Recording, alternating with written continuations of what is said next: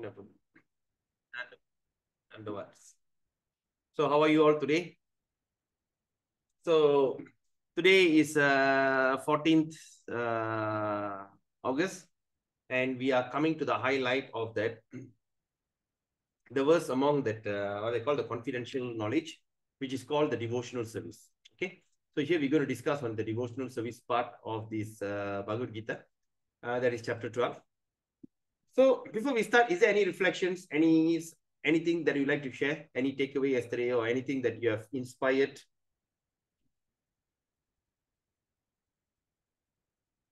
Anyone? Hare Krishna Prabhu, just a short one. Last night when I was sleeping, I was just imagining the verses that we read where Arjuna saw Krishna with all his, the whole universe coming. I was just imagining the whole thing the whole night. Turns out I didn't sleep well the whole night. Every time I was awake, it's not that couldn't sleep, it's that when I'm sleeping, I keep thinking about it. Then in the morning, I'm still in the same thought. And it's all my alarm started ringing already. So I was like, wow, it's not that I couldn't get good sleep, but the whole night it was just his image and that particular, and all thanks to you, I think because of the way you explained it. So it kept running the whole night till morning. Thank you. Yeah. Thank you so much. Okay.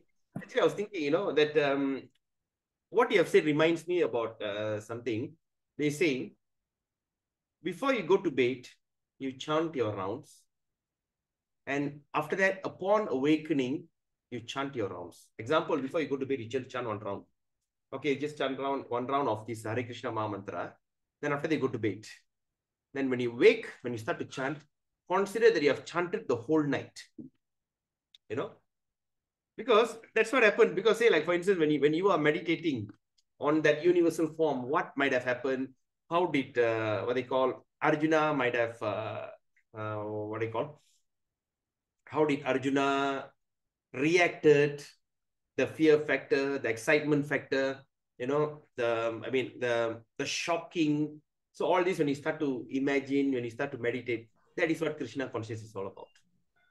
Okay. So Krishna conscious means, or Bhakti Yoga means, is basically that. And you know what, Kribashni? When you're going to start to meditate like this, you're going to have a sleepless night. Yeah, that's true, Prabhu. The whole night I was thinking, then before sleeping, I even told my mother, today we studied chapter 11 and Prabhu said all this story. Then she's like, oh, that's the story behind this image we always see in the posters. I said, yes. Okay. So probably that talk ended up all the way until in the morning. Yeah, But it was wonderful, Prabhu. Yeah. Maybe you also can play that video to her and Yeah, true. Mm-hmm. uploading the videos into that into this YouTube. We have our own YouTube channel, Bhakti Yoga Center (BYC). Of course, the person is is busy, so it's sometimes you get delays, right?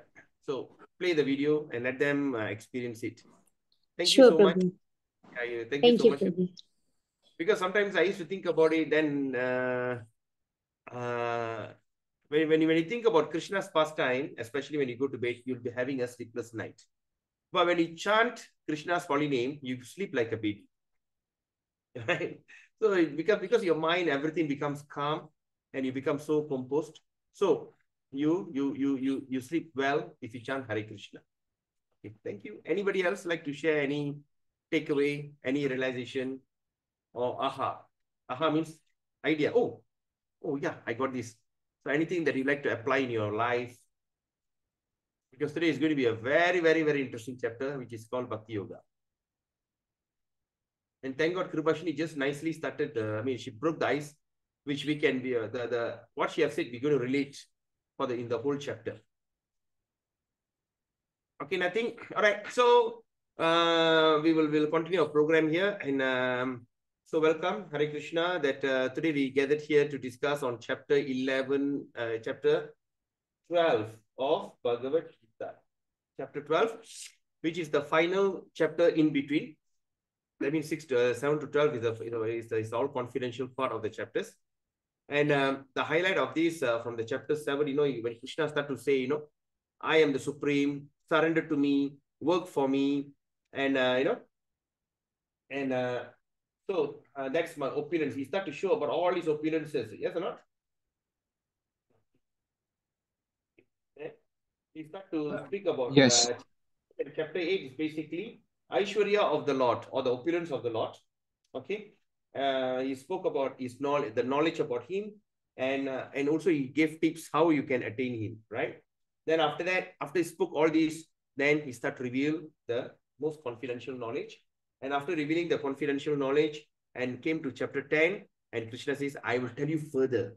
Whatever that you heard and said, yes, fair enough, but I'm going to tell you further. That means there's something which is more confidential. Okay. So here we studied about the opulence of the absolute. Okay. All the wondrous phenomena, the shower showing power, beauty, grandeur, sublimity, the material world and the spiritual world, the connection. All right. Basically, you need to get a rough idea. So when you're going to go on your own studies, if one day if you're going to touch a Srimad Bhagavatam, I think it's somewhere in chapter Canto 3, if I'm not mistaken, it's detailed, but of course, Canto 1 is something summary, okay? He's going to speak about it. Then you start to have the reflection, okay? How the thing started, from Krishna came Balaram, Pradyumna, Aniruddha, Sankarsana. Then from there came Mahavishnu. Then from Narayana, then the Mahavishnu. And from there, he expanded into Karna Dakshay Vishnu, the causal ocean, the ocean of creation, the cost, C-A-U-S-E, the cause of all causes. So he goes there. Then when you start to lie down in the ocean of milk, that suddenly while he was lying and all the bubbles start to appear from his body, bloop, bloop, bloop, bloop, bloop, all the bubbles start to expel from his nose, from all the what they call the pores of his body, all the bubbles start coming out, and all the bubbles became different universes. All right. Then in that bubble, then he expanded further. He became a Garbo Dakshay. Garbo means, always think about Garbo. Garba means pregnancy. That means he entered into every bubble. After he entered into every bubble, and from the bottom, he slept at the bottom, and from there, navel came up. Lord Brahma is there, and in between all the 14 planetary system. Okay. Then he expanded further from Garbo Dakshay after he created everything. Then he was telling Brahma, now is the time for you to create. So when the time for creation happens, you have things that you need to have the ingredients. All the ingredients must be usable or must have consciousness. So then he further expanded. He expanded for the localized expansion. Localized. Okay. Of course, he's spiritual, but he came in the localized. That means that he became the administrator of that local material world. And that is Shiro Dakshay Vishnu. And Shiro Dakshay Vishnu expanded into three. One is to enter the heart of every living entity as a witness and also as a guide or Chaitya Guru. And second, he entered into every atom. That's when all the atoms start functioning. And number three, he is also the person who maintains the Trimurti, Shiva, Brahma, Vishnu. So that's the Vishnu. Okay. And he lives in Sweta Dvip. Or in other words, in English, sometimes they call it the pole star. The pole star. So is there, or the Dhruva planet. Okay, there is there. And from there, he's so when there's any issues happen, especially in the heavenly kingdom, because in heavenly planet Indraloka, there's two people are sitting there, Devas and Asuras. That means the demons and the Devatas, both are sitting there, and they cannot get along each other. They came from the same father, different mother. There's another deep story that you can study in Bhagavatam. Why? What happened? Why study Diti and Aditi? That means the two sons of I think Kandarpa. Why they created this kind of children? What happened? So all that we'll study, in Bhagavatam. Okay. Then they always cannot get along. They fight. And suddenly this guy, suddenly one demon will go into some severe austerity. And during the austerity, he gets some power until he'll be like burning all the three worlds, all the upper planetary system all start shaking like earthquake, volcano. And Lord Brahma will come down and say, "Hey, what are you doing? Tell me what you want. I want this gift." All right. Then after that, then Lord Shiva comes down. What do you want? Give. So when they start to give these kind of boons and they become more powerful, the first thing, what they target when they get the power, they want to kick Indra out. They want to kick Indra out so that they can become the king of the heavenly kingdom, so that he can enjoy freely with Ramba and Urvasi. So in heaven is purely sense gratification. There's a lot of Gandharvas, Apsaras. Apsaras means heavenly prostitutes or heavenly, heavenly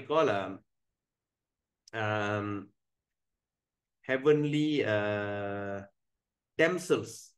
Okay, they will be wearing, dancing and to arouse. Okay, so of course, so all these things. So it's fantastic enjoyment if you go to heaven, actually. Yeah. So that's why, like some religion says, if you go and fight for the cause of the religion, you go there, you get 72 virgins waiting for you. So anyway, so we don't need to go into that thing. So when these two people start fighting, then after that, Lord Vishnu, then they go straight to Svetadvip, which is within the material world, and tell, my dear Vishnu, this thing is happening, please come and help. So he'll come down in any of this selected form. He'll come down and get rid of all these demons and to re-establish back the Dharma, to re-establish that this thing. So another thing that also we should understand from that chapter 10, so since we are living in a bubble, our life is also like a bubble. When you look at the bubble in the ocean or in the water, oh, gone. Oh, gone. That is how our life is. Our life is like a bubble in the ocean, a bubble in the Ganga, or bubble in the water. We are living in this place in a very, very, very limited period of time. When we really calculate, we have very short period of time. It's just like I felt it's just like a Monday and today is already a Wednesday. I just felt it's just like a January and today is already August. I just felt as though I just feel I just came out from my school and I'm already 46. I feel like I'm just still with my father and now my father is gone. Imagine. Things are running on a very fast track. And Krishna says, I am the time that destroys everything. And where we studied that? We studied that in chapter 11, in universal form. All right, in universal form, Krishna exhibit is 100% time factor. And how? You say he came in a ghastly form and all the Kauravas and the Pandavas all are waiting and all are rushing into his teeth. All the Pandavas and all the sons of Dhritarashtra and also the kings of his side, of his kinsmen, all were all rushing in. And Krishna in such a huge form. The mouth is so gaping, open high, so wide. And he saw all the people helplessly like a river, incessant river, all flowing into the mouth. And he just chew them. And they crush into pieces. The head is crushed with the helmet. So he says, I am the time that destroy everything. So Arjuna, everyone will destroy except you. So we studied about that in the 11th chapter on the universal form. And also the second understanding in universal form, how we can identify God. There's too many bogus religious leaders and gods are walking on the street. So if anybody come and say, oh, this is supposed to be a God, this is supposed to be this and that. So now you have your own parameter, how you can test, okay, that person is God or not. So you have to make your own due diligence. Because you know why? This is a serious matter. This is the matter of getting liberated from this material condition. This is not the time for us to do this kind of trial and error. It's already, we have passed through 8.4 million lifetime, or in other words, 165 trillion, 20 billion years. That means Brahma's 50 years of age. We have passed through all these things. All right? We have passed through all these things. So sometimes people ask, hey, how can I believe that much of things? Okay, example. What technology do we have to know what this mosquito looks like? All right, how do mosquito lives and from where the mosquito bites and everything? How do we know? So all these things, we also carry our previous experience of being a mosquito before, or previous experience as being a what is it? So all these things, what we call research and discovery. All right, research means what? They are searching back again. Things that was there, they are research. Okay, and discovering. What is discovering means what? Things is there, hidden, I find out. That is discovery. So through this discovery and research method, okay, so that is how we are listening. So where we have all these previous experience that to get us and to carry on with life. Yes, Prabhu. Hare Krishna. Hare Krishna, Prabhu. The question is, okay, we see the importance of going back to Godhead, and then there's this feeling that like we work in a company that works 24/7, that kind of intensity, and somehow, in my experience, that kind of thing doesn't really suit me. So in Krishna consciousness, for devotional service, uh, I don't see the sense of working that with that kind of stress and tension. No, I must go back to Godhead. I must go back to Godhead because this is like, time is so short and all that. So how do we balance it, or will it be covered in today's chapter? Yeah, The attitude, I mean, the mindset of how we do it calmly, without expectation, but at the same time with urgency. yeah. So that's the chapter we're going to discuss today. Okay, thank you, Prabhu. That's the chapter, because there's a chapter 12 is going to discuss on this, how we're going to utilize our bhakti. All right. Yeah, thanks, Prabhu. So that's the thing. So what we are saying is, so this is the thing. So everything is there. Now, what am I supposed to do? Like for instance, C.S. Prabhu's question inspired me, instigate me into one thought. A man by nature has a desire. Okay. When a man don't have desire, something is not right. Everyone has a desire. We are created out of desire. Okay. We are here because of a desire. Why actually we came down from Goloka, Vrindavan, or Vaikuntha? What happened? What went wrong? Because we envy to see Krishna or Vishnu having a nice time. He's a Purusha, Adi Purusha. So I also want to enjoy that kind of thoughts. But all these things are being illusion. Okay, being illusion. So now that you may also ask a question, can this happen in this kind of spiritual world?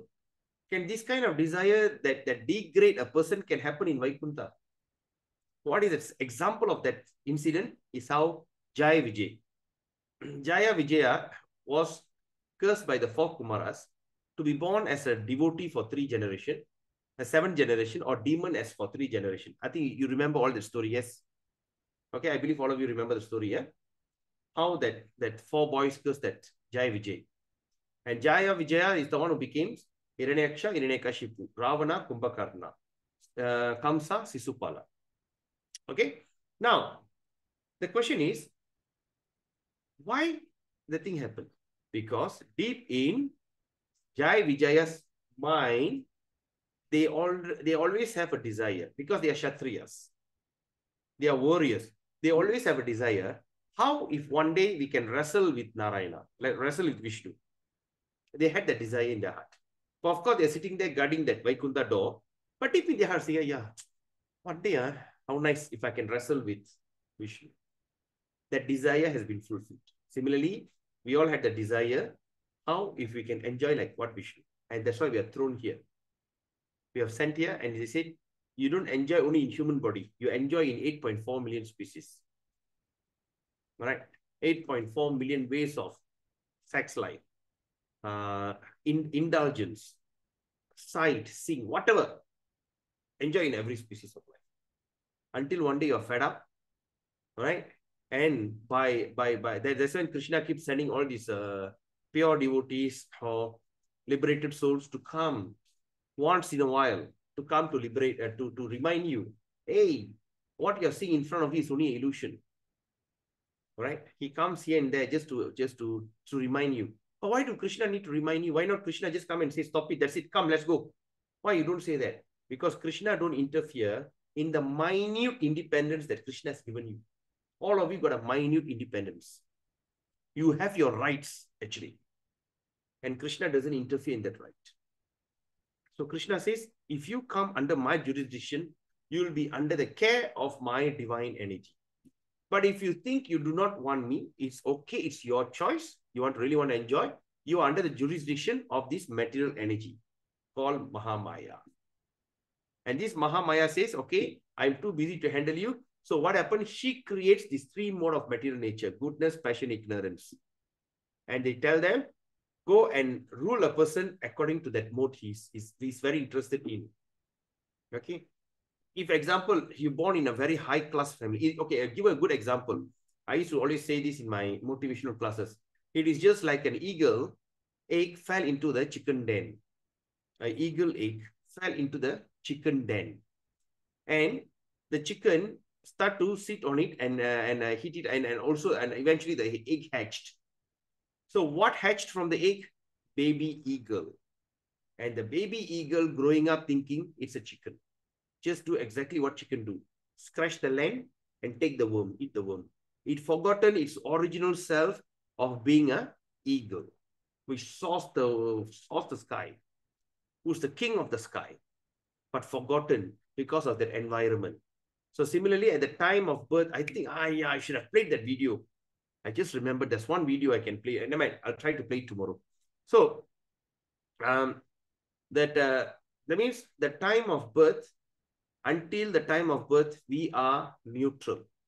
When we are conceived, when we were in the stomach, you know, when the semen meets that ovum and it start to break into that the form and start to zygote, it start to turn and start to make a form of a human and everything. All right, in that formation, it start to grow. Until then, we are normal. We are neutral. By the time that we come out from the mother's body and we were captured, that's when the Maya captures you. In what environment do you born? Example, sometimes if you're born in a very high class family and you become a drunkard. So what happened? You're born in that high class family, but you love to drink and always like to lie on the road. So what happened? You are in that passionate, the family of, passion, but now you're acting like a great in ignorance. But what happened? The family who always do this business, do job, which is very nasty, very dirty, in total ignorance. All right. Morning, they do this kind of very dirty job. At night, they will drink samsu and everything. They're lying on the street. You know, they are all drunkards. They live for such a horrible, horrifying life. Like deep into that village and everything. But suddenly the son came out. And he started to realize that he needs to, there's something beyond this village and this way of life. And he started to look for absolute truth. And after through that search, he discovered the absolute truth. And by the mercy of the devotees, suddenly somebody come and tell him, do you know that there's something is greater there? And after that, he realized that absolute truth. Then he started to cultivate himself in Bhakti Yoga. And that person, from the mode of ignorance, is elevated from the mode of goodness. You know? So the goodness, passion, ignorance is all according to the behavior and the food that we eat. The food that we eat, also that. And after that, but if that person becomes even better, even more advanced, he goes beyond the mode of goodness. And what mode is that? Mode of transcendental goodness, which is called the Vaishnavism. You become a Vaishnava. And being a Vaishnava, you are beyond all these three modes of material nature. Okay. So that's the thing. So that is what a synopsis, a brief overview of this matter on devotional service. This chapter is very important. Okay. Sometimes people ask, tell me one chapter that I should read every day. And I suggest the one chapter that you should read every day is chapter 12 of Bhagavad Gita. Make a point to make every morning, like how you sing, people sing Suprabhadam. First thing you wake up in the morning and read chapter 12, devotional service every day. Okay. Or sometimes you can even record your voice. Of course, you can go to the Bhakti Vedanta Vedic Library. Bhakti Vedanta Vedic Library, they have this kind of stuff. You just need to click chapter 12 and you see. But nothing like you read from your own voice. Take your phone, all right, this phone, and click on the, what they call, record.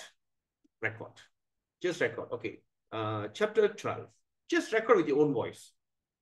And after that, what do you do? Just listen. When you're traveling in the morning, just play, listen. That means your own voice. Because your mind understands your voice more than anyone else. Keep listening your own voice again. When you're driving, when you're stuck in the jam, listen to it. When you're coming back, you're stuck in the jam, listen to it. All right? When you're about to sleep, you want to listen, you listen to it. While waiting for a client, listen to it. If you think your mind so relaxed, you're so stressed, you want to listen to the song, listen to this chapter 12. and you start to see huge transformation start happening in your life. With that, let's start our program. Before we start, let's offer our gratitude to Srila Prabhupada and all the Vaishnavas, okay? Like all the Vaishnavas who inspires this program and all that Radha Krishna, Sri Radha Krishna, Pancha Tattva, and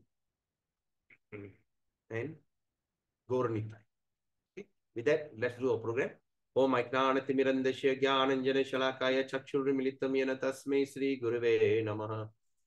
Sri Chaitanya Manobhistam Stapidam Yena Bhutale Swayam Rupa Kadamayam Darati Swaparantikam Vandeham Sri Guru Sri Yuta Padakamalam Sri Gurun Vaishnavam Cha Sri Rupam Sagarjadam Sahagana Raghunathan Vidam Tam Sajivam Satvaitam Savaduta Parijana Saitam Krishna Chaitanya Devam Sri Radha Krishna Padan Sahagana Lalita Sri Vishakan Vidamscha. Hey Krishna Karuna Sindhu Dina Bandho Jagatpate Gopesha Gopika Kanta Radha Kanta Namostute Tapta Kanchana Gaurangi Radhe Vrindavaneshwari Vrishabhanu Sude Devi Pranamami Hari Priye Vanchakalpatarubhyascha Kripa Sindhubevacha Paditanam Pavenebhyo Vaishnavebhyo Namo Namaha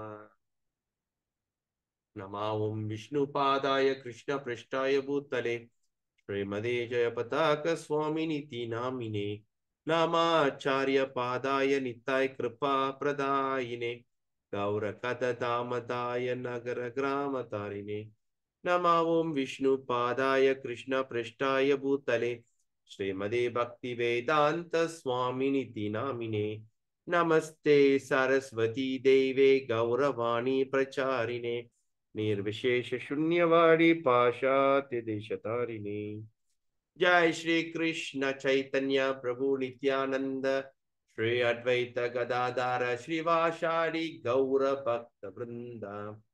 Everybody, Hare Krishna, Krishna Krishna, Hare Hare, Hare Rama, Rama Rama, Hare Hare. Hare Krishna, Krishna Krishna, Hare Hare, Hare Rama, Rama Rama, Hare Hare. Hare Krishna, Krishna Krishna, Hare Hare, Hare Rama, Rama Rama, Hare Hare. Om Namo Bhagavate Vasudevaya. Om Namo Bhagavate Vasudevaya. Om Namo Bhagavate Vasudevaya. Narayanam Namaskritya Naram Chaiva Narottamam Devim Saraswatim Vyasam Tato Jayam Udiraye. Nasta Prayesu Abhadresu Nityam Bhagavata Sevaya. Bhagavate Uttama Shloke Bhaktir Bhavati Naishtiki. Hare Krishna. Okay, so I'm so excited about today's program. It's going to be really interesting. Okay, slideshow from the beginning. So today Gita Gyan, of course, level 2. Okay, I suppose to put text 2. Okay, so ISKCON Malaysia with collaboration ISKCON Ipoh proudly presents Essence of Gita Gyan, Bhagavad Gita, chapter 12. So let's look at this deity. I think this deity is somewhere in Germany, if I'm not mistaken. Okay, Sri Sitaram, Lakshman, Hanuman. Gauranitai,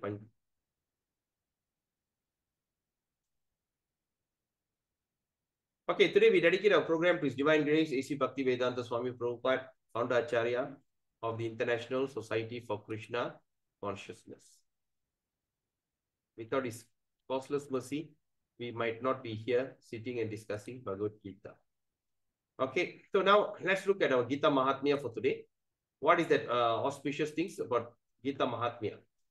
It comes from the Vaishnava Tantra Sara, verse 12. Sri Vaishnaviya Tantra Sara. Sri Bhagavan Vacha Gita Shrehang Tistami Gita Me Paramangraham Gita Jnanam Samashritya Trilokim Palayamyaham. Sri Bhagavan Vacha means now Krishna is speaking. or Vishnu. They are speaking. So Gita Shaya Haram Tismati, Gita me Paramam Graham, Gita Jnanam, the knowledge of Gita. Three lokim, material, three planetary system, right? Upper, lower, middle. Okay. So what Krishna says here, let's look at it. I am present within the Gita. Can you imagine what Krishna says here? That I present within the Gita. So, what we can understand from here? This Bhagavad Gita is Krishna himself. He is the deity. It is the absolute truth. Everything that we want, we are always looking for Krishna everywhere. If we have a deity Krishna, we cannot carry Krishna everywhere we go, right? You cannot take the deities and put Radha Krishna, put in your both side, and it cannot go. But you can take Bhagavad Gita wherever you go. When there is Krishna, all the 33 million devatas is there. Mahalakshmi is there.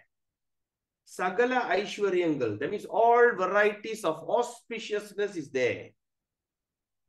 Lord Hanuman is there. Every auspicious thing is there.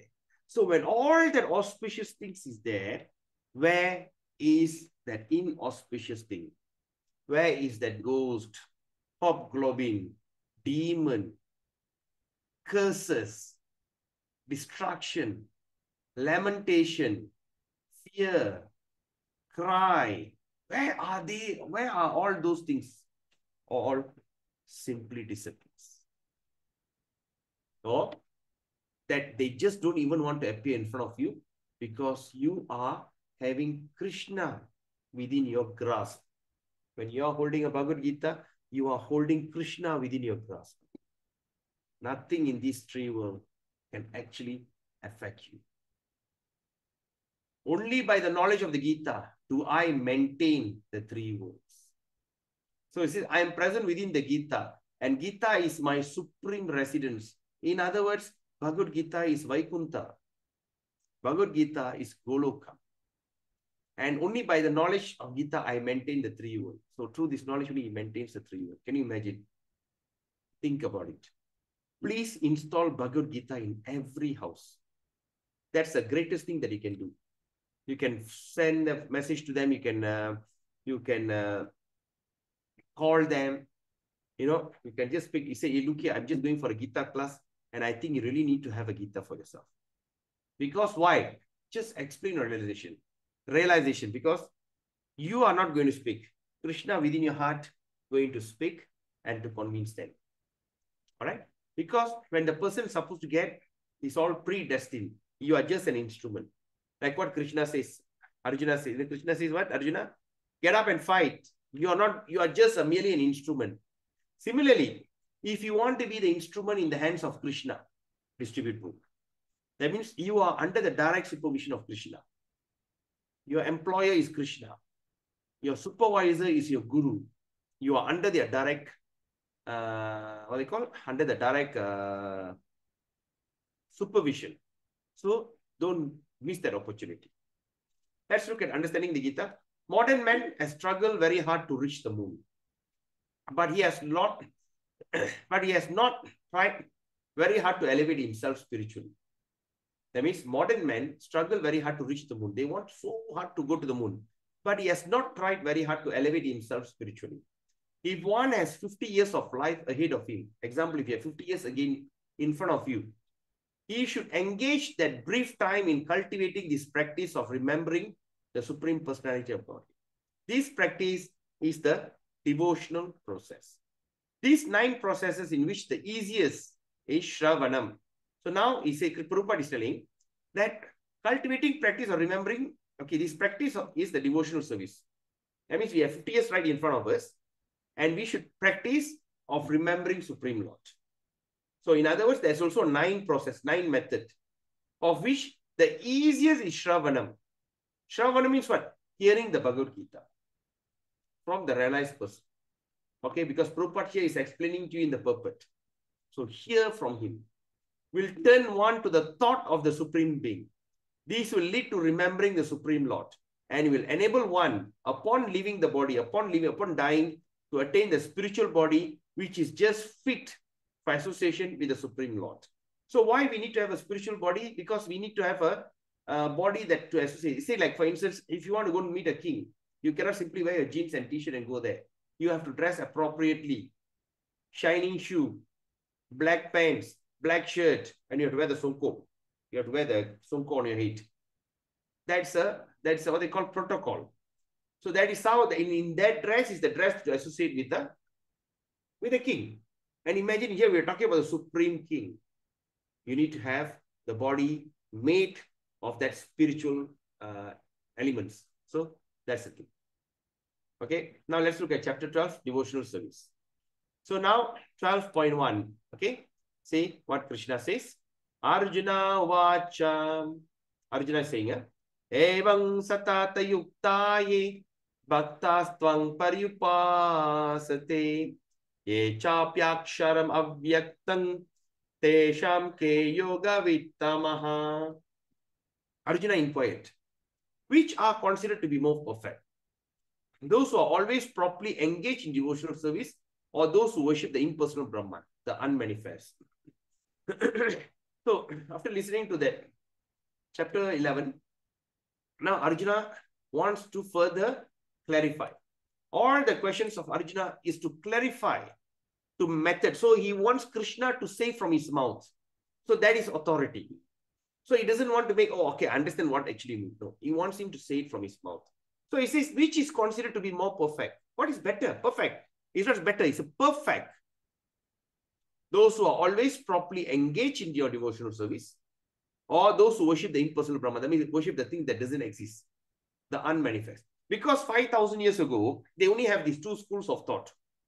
Either they worship the Bhagavan, or they worship the impersonal form of the Lord. That time, there's no religion exists. Islam was around 1,300 years old. Christianity is 2024. 2024. Judaism is something like 2,000 plus years, 3,000, 2,500, 2,600. There's no any religion around the world existed. Even Buddha was not even existed. Okay. Even when you read Bhagavatam, in Bhagavatam, they say that person who was born in this place is a Buddha. Even Buddha's birth was predicted in Bhagavatam. That means Bhagavatam was written even before Buddha was born. So, that means there's no religion exists. They don't understand anything except these two things. To worship the personal God or worship that impersonal Brahman. So all that the yogis are sitting and meditating, they just want to go and merge into that glowing light, okay, impersonal form of the Lord. So Arjuna asked that question. And Krishna answers, Sri Bhagavan Uvacha Maya. Maya means me. Maya Veshya. Veshya means Vesham or look. Right? Maya Veshya Mano. Mano means mind. Ye mang nitya yukta upasate shraddaya parayopetas te me yukta tamamataha. The Supreme Person of Godhead said. Okay. The Supreme Person of Godhead said, always, those who fix their mind on my personal form, Maya Veshya, personal form, are always engaged in worshipping me. With great transcendental faith, are considered by me to be the most perfect. Again, let me repeat. The Supreme Personality of Godhead said, those who fix their mind. How are we going to fix their mind?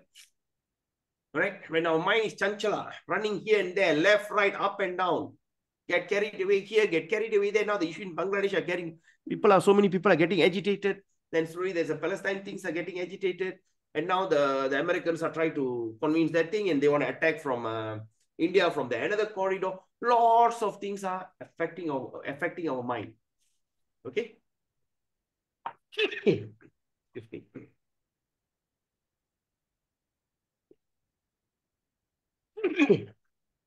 Sorry.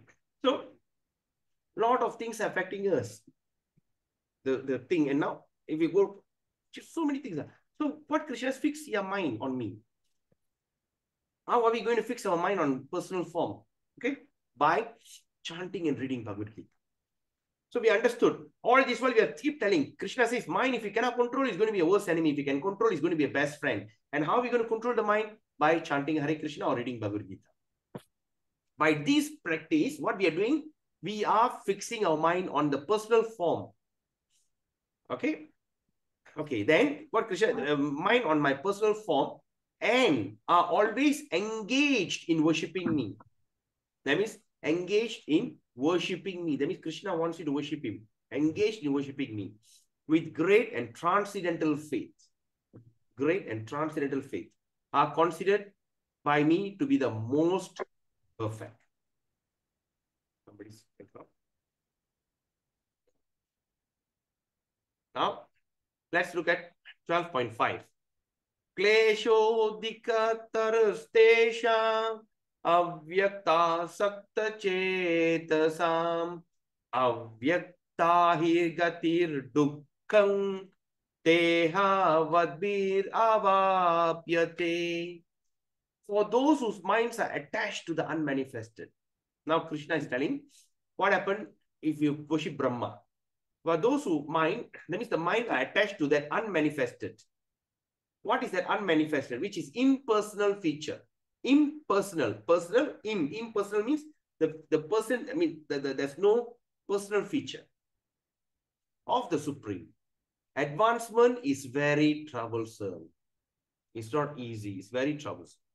To make progress in that discipline is always difficult for those who are embodied. I mean, those who we are embodied, that means we are living in this body, which is made of these 5 material element, working senses, knowledge acquiring senses, and Mahabhuta, that 5 elements, and all these things, 20 elements, that means it's not easy. It's very difficult. Krishna says. Now, 6 and 7, verse 6 and 7. Yetu sarvani karmani mayi sanyasya matparaha ananyenaiva yogena mangdyayanta upasate teshang ahang samudarta mrityu sansara sagara. Mrityu means death. Samsara means suffering. Sagara means ocean. Mrityu sansara sagara pavamina chirat partha Maya Veshita Chetasam.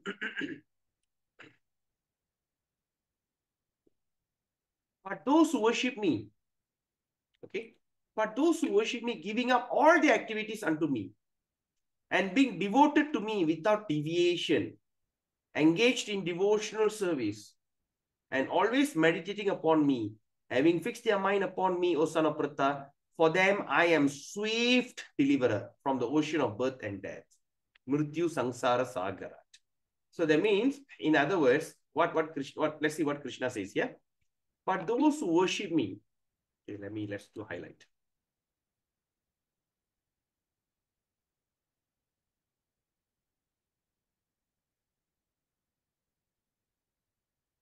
Okay. Now it says, but those who worship me. Okay. And how they worship? By giving up what? All their activities. Okay. So what activities we are talking about? Giving up all the activities means what? Give up everything and become a mendicant in the jungle? No. Giving up all the activities which is materially motivated. The activities which are going to waste your time. The activities which are going to take you dive to. Like for once upon a time, I got an offer. Okay, I got an offer to become a Adun. There's one particular branch in Ipoh that person is there. And they asked me, will you look into the possibilities of taking over the branch? So what happened if I take over the branch? The person who took over the branch won that election under DAP, and now she's a Adun. I had that opportunity.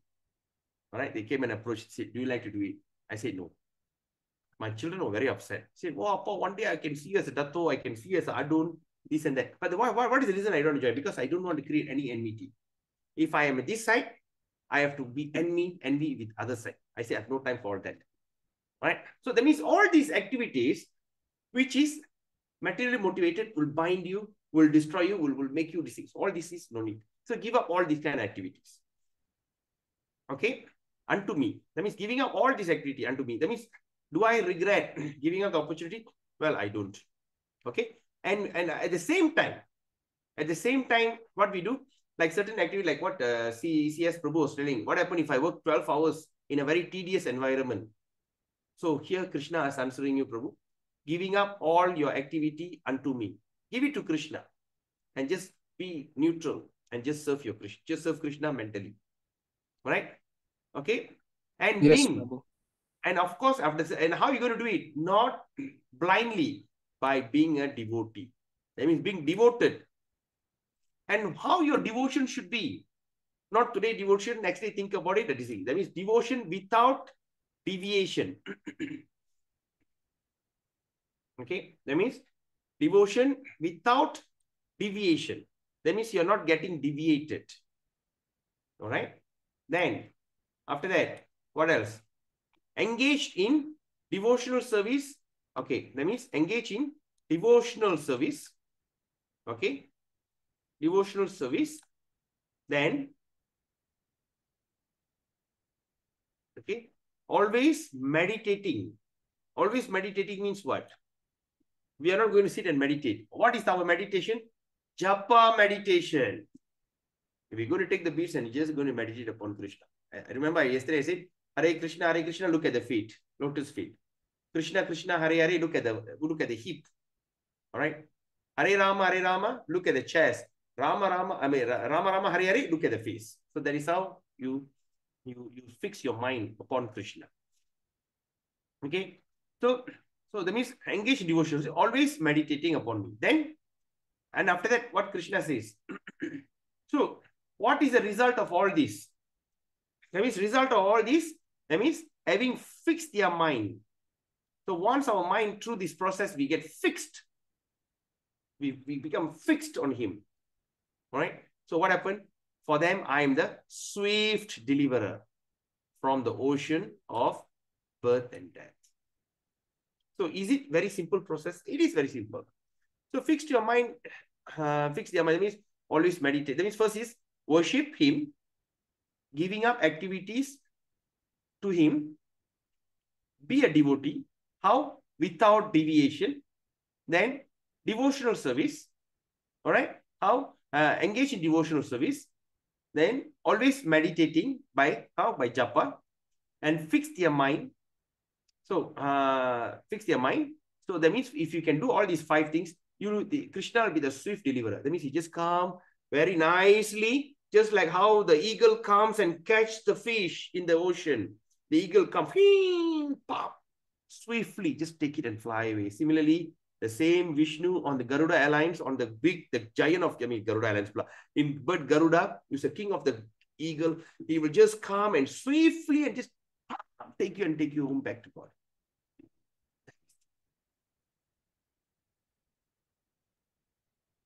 Would you like to take photo of this slide? Prabhu, it's the same as Narashiman Avatar, the king's son. He had this heart of service. Yeah.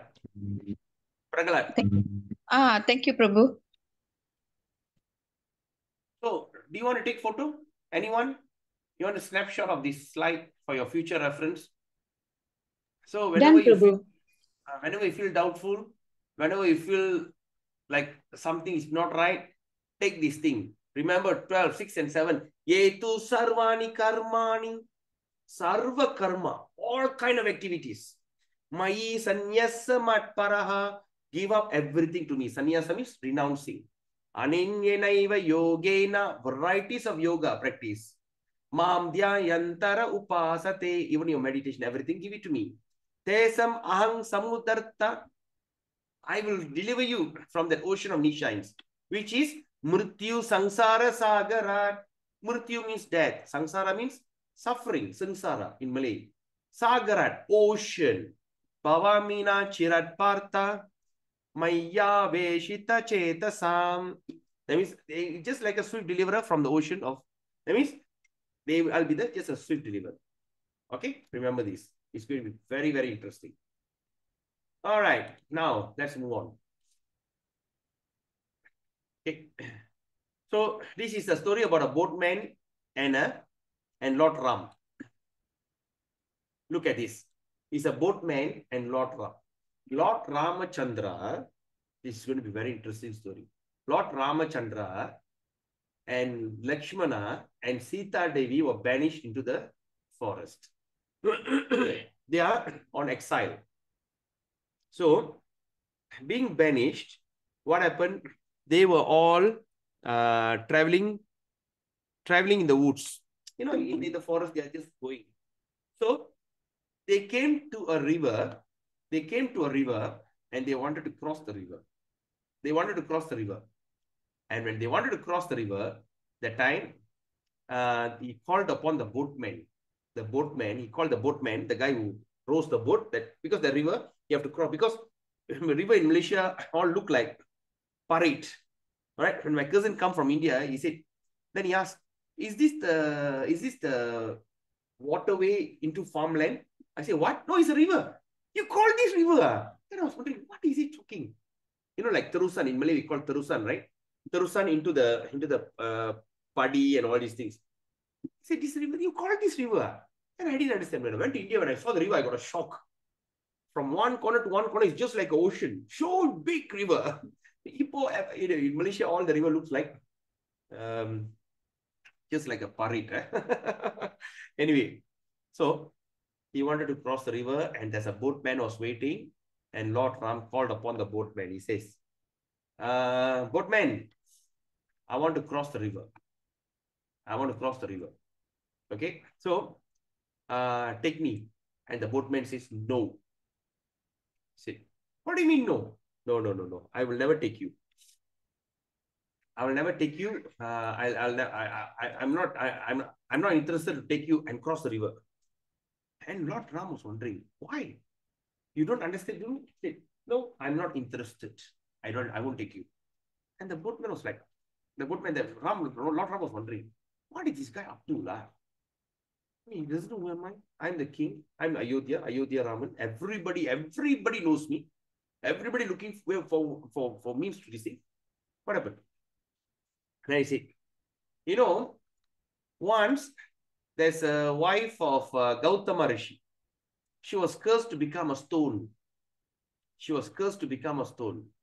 And when you went with your brother during your childhood, when you went around, and this Rishi is what? Which Rishi is that? What Rishi is this?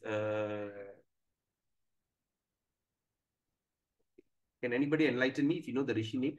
The one who takes Ram during his childhood. Okay, anyway. Vasistha Rishi, right? Vasistha Muni. Yes, Prabhu, Vasistha, right? Okay. So, that Vasistha Muni took them. And you know what happened? And Vasistha Muni said, this is the stone where that Gautama Rishi's wife was cursed to become a stone. So now you deliver her. And how she delivered her? That means when he just went, when the dust of the lotus feet of Ram touched the stone pang, turned into a girl, and she came back to the original self. The girl, yes. Wait, later. Just put this over. Later I'll come back. So, what happened? Turned into a girl.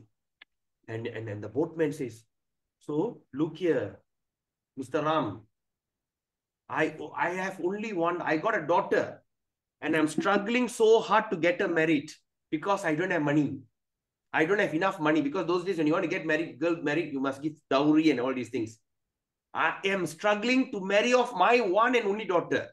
I'm afraid when you get into my boat will turn into a girl. I'm going to get another daughter. I really cannot take you into my boat.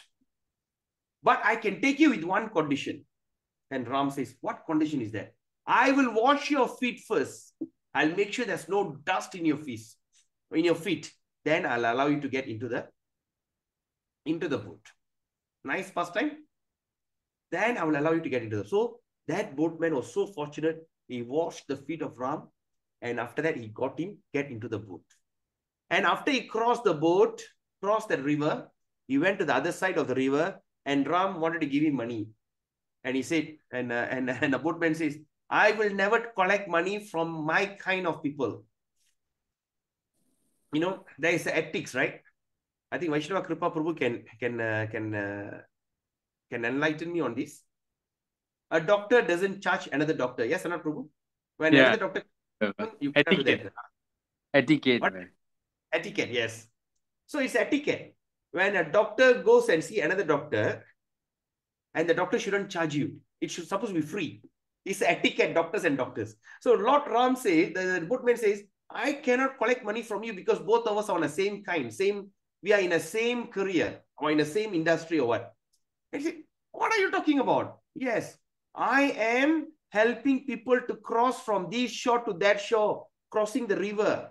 But you are crossing the fallen soul from the ocean of birth and death, from the ocean of nations, ignorance, birth, death, and you are crossing them with the boat of transcendental knowledge. You are also a boatman. I'm also a boatman. I will never charge another boatman. And that is what they call devotional service. You all understand the story?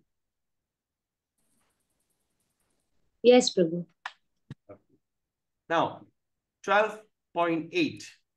Mayyeva mana adatshva. Sorry. Mayyeva mana adatsva. Mayi buddhing niveshaya. Nivashishyasi mayyeva.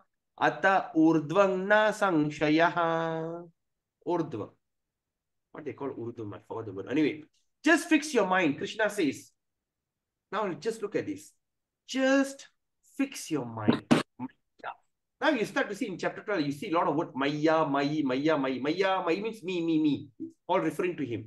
So it's Mayeva, Mana, mind, Adatsva, Mayi, Buddhim, intelligent, Niveshaya, Nivashishya. See, that means upon fixing Mayeva upon me, Atta Urdvam na Sangshayaha.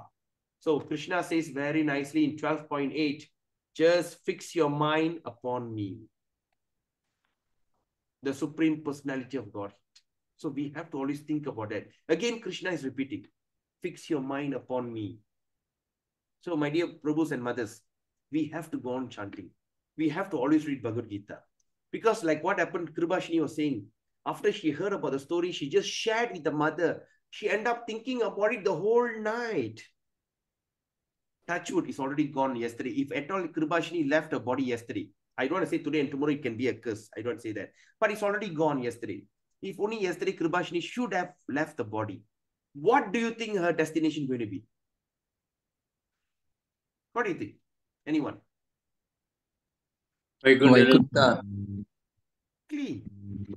How much of hard rules and regulation, how much of severe austerity, penance, all kind of charity, all kind of big fire sacrifice, deity worship, spend millions, thousands of dollars, all that simply achieved when Kribashini went and spoke to the mother about this chapter.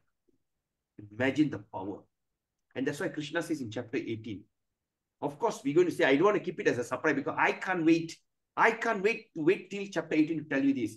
Because Krishna says, wherever and whenever there's a discussion about our activity from this Bhagavad Gita, that person is very, very, very dear to me. Okay? So that's what Krishna says. Fix your mind upon me. So if today, after this class, if you're going to call someone and going to discuss about chapter 12, you're going to be floating. Okay? So just fix your mind upon me, the Supreme Personality of Godhead, and engage all your intelligence in me. He said, all your intelligence. So that means what? Krishna is not asking you to fake it.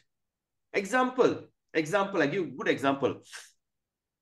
If a person born a Chinese bodied, okay, like for instance, CS Prabhu, he can speak Malay and English in such a way. I think R is not an issue. All right. But there are some devotees, especially even in Ipoh. I cultivated her. Of course, now she could pronounce her. But what happened if a devotee, a Chinese body devotee, can that person become a pujari? When the person struggle to pronounce the R, the word R. All right. So when that what do you call that? Naturally, that person cannot pronounce the R. how the person can become a pujari. So does it is it important for that person to go and take up this pujari course and study something which is not his or her nature? No. So what is your nature? Act accordingly. So Krishna says, engage all your intelligence in me. What is your intelligence? You love to cook, you cook for Krishna. You love to sing, sing for Krishna. You love to teach, you teach Bhagavad Gita. I hope that, I really hope our Chinese devotee can come up and take up this Gita Gyan program.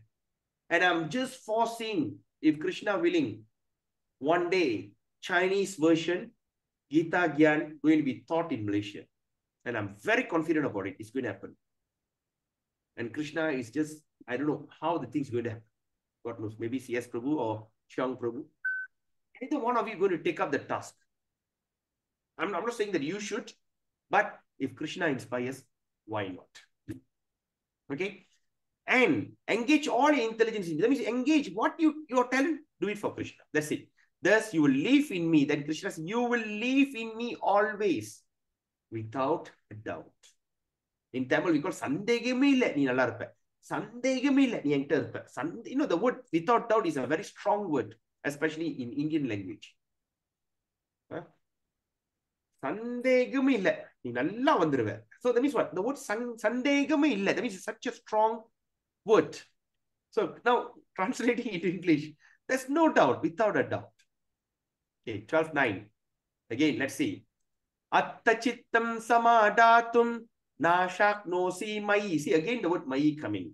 So, na shaknosi mai stiram abhyasa yogena tato mam. See, again the word mam, me. Mam ichaptum dhananjaya. Attachittam samadatum na shaknosi mai stiram abhyasa yogena tato mam ichaptum dhananjaya. My dear Arjuna, oh winner of wealth. Remember the word Dhananjaya? Where's the word? Mam ichati Dhananjaya. Remember I explained to you Dhananjaya, the winner of wealth. Another word of Arjuna. If you cannot fix your mind upon me, Krishna give you another offer. But the problem is you cannot fix because you find it very hard to fix your mind upon me without deviation. That means you can't like get deviated. Then follow the regulative principle of Bhakti Yoga.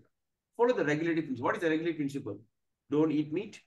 Don't involve in intoxication, any kind, coffee, tea, cigarette, alcohol, and all these things. No meat eating, no intoxication, no gamble, any sorts of gambling. All right, Mapu, 4D, Echo, what else? Lottery, or sometimes stock market. Okay, there's always an argument because I'm also involved in forex and stock. So what we say is, do the thing that you know. If you do something which you don't know, you are gambling. So don't do it. And what else? No, and then illicit sex. Okay. So say follow the regulative principle of Bhakti Yoga. In this way, develop a desire to attain me. That means when we are following the rules and regulation, we are actually indirectly, we are developing the desire. Again, desire. Okay. Because just now I spoke about desire. And now see, Krishna says, that means in order to develop the desire. Why I spoke about desire just now? Please ask me later. CS Prabhu, I want you to remind me later about this. Why? The reason is why desire. Okay? Don't forget. Okay, Prabhu. 12:10. Abhyasape asamartosi mat. See again the word mat. Mat karma paramo bhava. Mat artham api karmani. Kurvan siddhim avapshasi. If you cannot practice regulation of Bhakti Yoga, say you cannot practice that. Oh, so hard lah. God, I cannot lah. It's okay. Then just try to work for me. Krishna says, just try to work for him. How we can work for him? Because by working for me, you will come to me. You will come to the perfect stage. So Krishna is giving you another offer. Say like, for instance, you cannot fix your mind. It's okay. Follow the regulative principle. Oh, cannot lah. Prabhu. You know, the place I'm cannot lah. Master lah. Cannot lah. Cannot. It's okay. It doesn't matter. Don't worry about that. Carry on with whatever you're doing. Don't stop. So Krishna says, work for me. Work for me means distribute the Bhagavad Gita. That's the only thing that you can do. Of course, you cannot go to the farm and to pluck flowers. Or I don't want you to like go and create this, go around asking for donation box. Just work for Krishna. So how we can work for Krishna?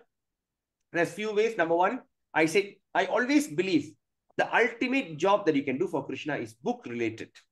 Now we need 7,500 for printing Chinese books. 1,000 pieces of Coming Back. The book is called Coming Back. 1,000 pieces, and each piece is cost as 750. Because of course, because first time when they're doing, they have to charge 750. Then after that, the artwork, second printing, I don't think it's going to be that. But first batch, 750 per book. We want to print 1,000 books. We need 7,500.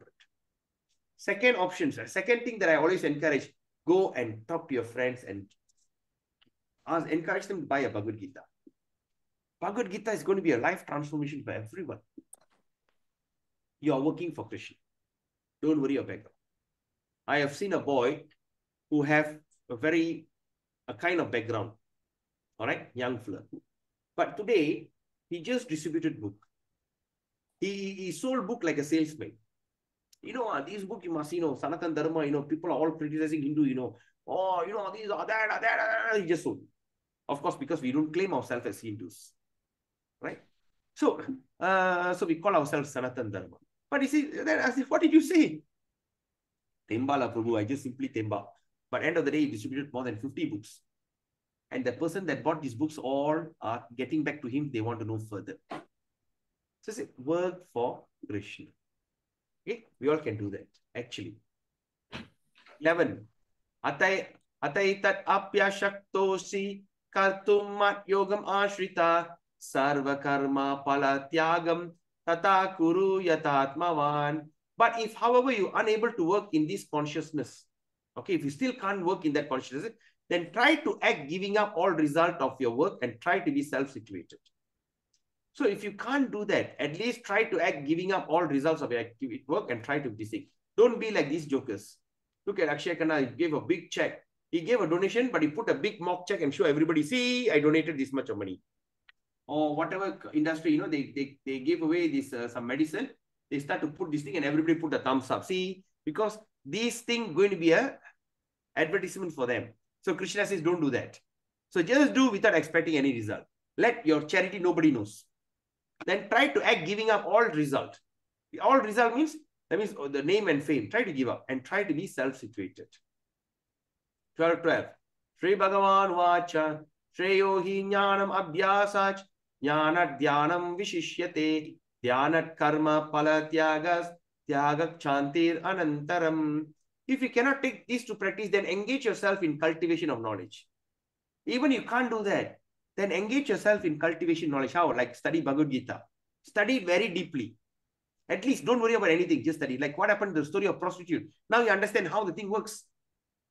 You understand? It is not coincidence, it's not miracle, it's not mercy, because that is the process Krishna himself is telling. If you cannot take this practice, that means she cannot give up the thing, she cannot engage because she's a prostitute.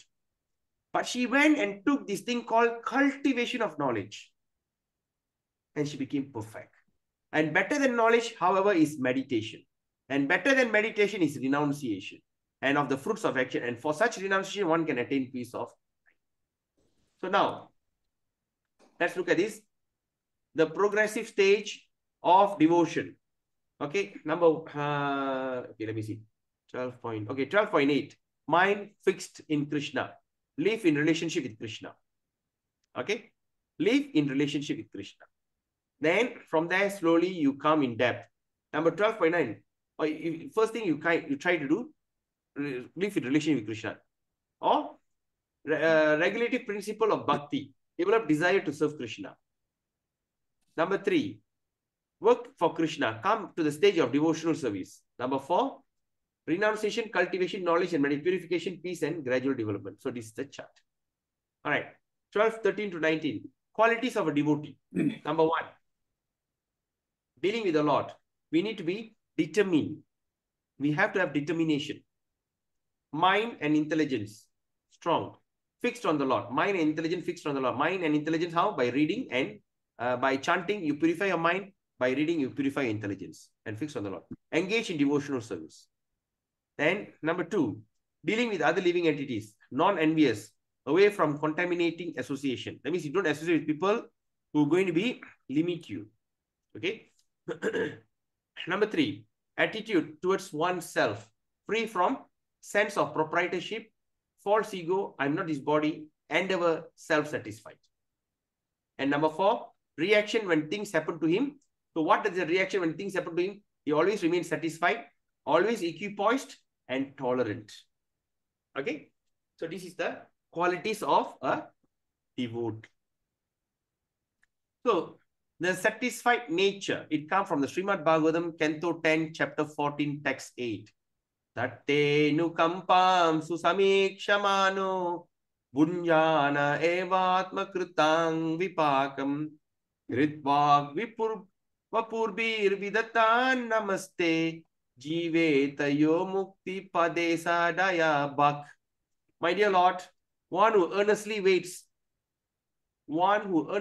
for you to bestow your causeless mercy upon him, all the while patiently suffering the reaction of his past misdeeds and offering you respectful obeisances within his heart, words, and body, is surely eligible for liberation, for it has become his rightful claim.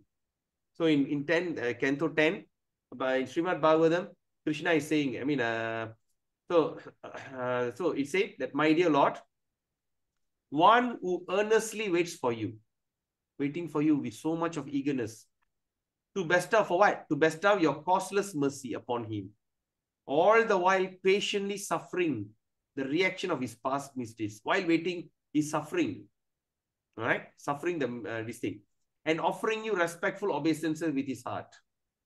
Okay? Always he's offering his obeisances from his heart, words, and body. He's surely eligible for liberation, for it has become his rightful claim. So that means to claim yourself to be back to this thing is actually your rightful claim. 20.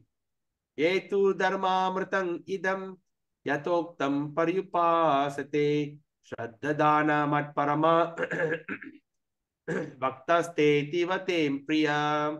Sorry. Bhaktaste tiva me priya. Those who follow this imperishable path of devotional service. Imperishable means what? The path that never destroys. Of devotional service, and who completely engage themselves with faith, engage with full of faith, making me the supreme goal, are very, very dear to me. Can you imagine? Krishna repeat the word very, very. Okay? So that means those who follow the imperishable path of devotion, that means when you engage in this thing, who completely engage themselves with faith, making me the supreme goal, are very, very dear to me. So what happens when you're very dear to Krishna? You have no worries about other things else. Okay. So, so there's many devotional service that we can think, right? So you can plant Tulasi and start to worship Tulasi. You read Bhagavad Gita, you chant Hare Krishna, and the food that you eat, you just offer it to Krishna, eat as prasadam. But among all these things, the Hare Krishna Maha Mantra, the chanting is the most transcendental.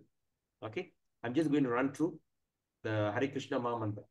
So the transcendental vibration established by the chanting of Hare Krishna, Hare Krishna, Krishna Krishna, Hare Hare, Hare Rama, Rama Rama, Hare Hare.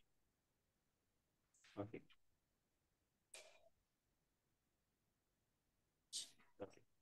Okay. Is the sublime method. Sublime. Very simple, easy method of, for what? Reviving our Krishna consciousness. Sublime means easy. What they call sublime? Huh? Yeah. Let me see. What is the best word to use sublime as? Okay. Okay. A very great, excellent method. Okay. Or unparalleled. That means excellent method. So it's the excellent method of reviving our Krishna consciousness. That means we were formerly, okay, as living spiritual soul, we are all originally Krishna conscious entity. We are originally. But due to our association with matter from time immemorial, our consciousness is now polluted by the material atmosphere. The material atmosphere in which we are now living is called Maya or illusion. Maya means that which is not. And what is that illusion? The illusion that we are all trying to be lords over material nature, while actually we are under the grip of her stringent laws. Okay, let's look at this. This is one of my favorite. Okay, now, example. What happened? We are just like a dust. Okay, a normal dust. Okay, there's a dust. And above the dust, there's another dust. And above the dust, there's another dirt. Dust, dirt, dust, dirt, dust, dirt, dust, dirt, dust, dirt. So it starts to pile up, pile up, pile up, pile up, pile up into the mountain. And we are just a normal dirt or dust. But because of that pressure, intensity, the thing get pressed and pressed and pressed and pressed. What happened? The dust becomes carbon. It turns into carbon. And after further pressure, after millions of years, the carbon turns into diamond. And once it turns into diamond, it becomes a stronger stone that can never be cut by any other. There's no way you can cut the diamond. So how you cut the diamond? You need to take another diamond and to cut a diamond. Similarly, once we start to fall down, when we start to accumulate sanchara karma, yes, that's the word, sanchara karma. That means for the 160 trillion years that we were here, we accumulated, and all the things accumulated in so huge over our head. And our material condition became crystallized, from carbonized, crystallized, and now turned into diamond. We became so hard, and there's no way we can destroy it. So we are transcendental soul trapped into a huge mountain of karma, reaction. And we are struggling. So we are actually under the grip of a stringent rules. Now,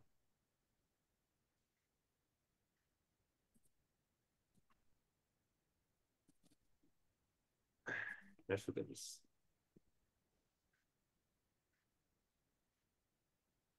Okay, now, when a servant artificially tried to imitate, when the servant artificially tried to imitate the all-powerful master, this is called illusion. Yes or not?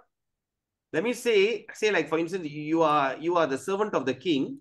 All right, you are working in the palace, and suddenly the king goes somewhere for tour or what? You take the king's you dress up like a king, and he's sitting on the throne. What you're known as? You are in illusion. Yes or not? So that means when the servant artificially imitate the all-powerful master, it's called illusion. In this polluted concept of life, we are trying to exploit the resources of material nature. We are trying to exploit. All right, like all this, they're digging here, digging there. Like in Malaysia, there's one in Ipoh, there's one hill disappeared, all cut. All right, they're exploiting. But actually, we are becoming more and more entangled in her complexity. Therefore, although we are engaged in hard struggle to conquer nature, we are ever more dependent on her. We are getting more and more dependent. This illusory struggle against this material nature can be at once stopped by revival of our Krishna consciousness. So by reviving our Krishna consciousness, we can put a stop to this madness.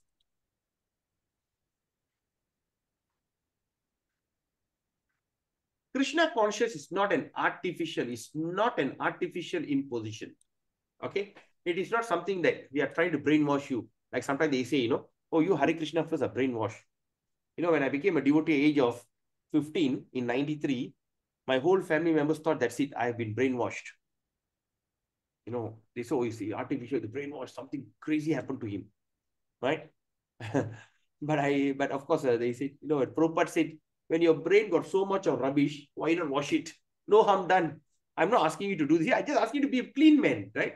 So it's not an artificial imposition. This consciousness is the original energy of the living entity. Despite, sometimes when you see the Hare Krishna people, they put the rules and regulations are very strong, very heavy, cannot follow. but still people are here because that is the original energy of the living entity. We don't compromise. Prabhupada went to America. He said, Nema, you all can wear jeans and come to temple. He said, no, wear dhoti. All the Americans start to wear dhoti. The girls all wear miniskirt. He said, no, take this out and wear what? Sari. You know? And he said, don't keep long hair. Shave. Shave your beard. Shave your head. You know, keep a sika. Keep a small sika. That means the kudumi. Right? He never compromised. And he says, you must eat rice and you must eat it with your hand. He didn't say, Nama, you can eat his fork and spoon. He didn't say that, right? So, this is the original energy of the Lord. This is what? When we hear the transcendental vibration. So, what is called vibration? When we hear the transcendental vibration, his consciousness is revived. So, every day we are trying to chant to revive our consciousness. Because we are so deep rooted under the huge mountain of stones. All the dirt has become carbonized, crystallized, all turn into stone. You know, we got a stone as tall as what, 20, 100 kilometers above us, and we are stuck. No way we can come out. So how? So your vibration, your chant, suddenly there'll be eruption, there'll be a volcano, there'll be earthquake, everything will start to break into the path, and your consciousness is revived. And this process of chanting Hare Krishna is recommended by authorities of these ages. But by practical experience also, we can perceive that by chanting this Maha Mantra or the great chanting for deliverance, one can at once feel the transcendental ecstasy from spiritual stratum. When one is factually on the plane of spiritual understanding, okay, when one is factually, okay, where? On the plane of spiritual understanding, okay, what happened?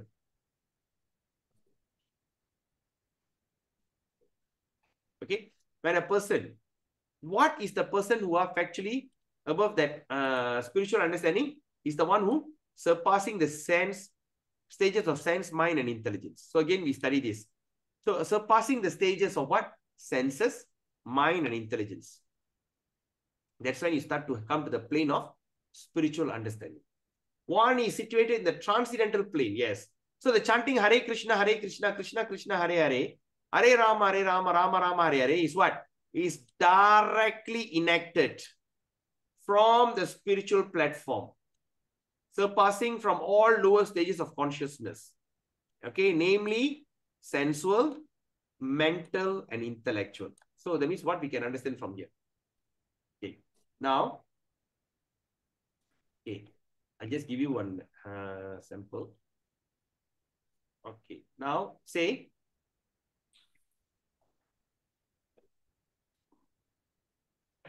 these things are blocking. Now, example, can you see my scribbling? All right. Say, this is the, what they call? Okay. This is the earth. Earth is here. Okay. Or I should say, material universe. Okay. This is the material universe that we are in now. Lama. Okay, you all can see this material universe. So now in this material universe, what happened? And above us, above the material universe, okay, there are like this, there are so many bubbles. There are thousands of bubbles, just like what the bubbles that we are in now. Okay. So then over this side, there's a thing called the Viraja river. There's a river Viraja. Okay. In that Viraja river, and above that, there is a spiritual world. Okay. The spiritual world is just like this. Okay.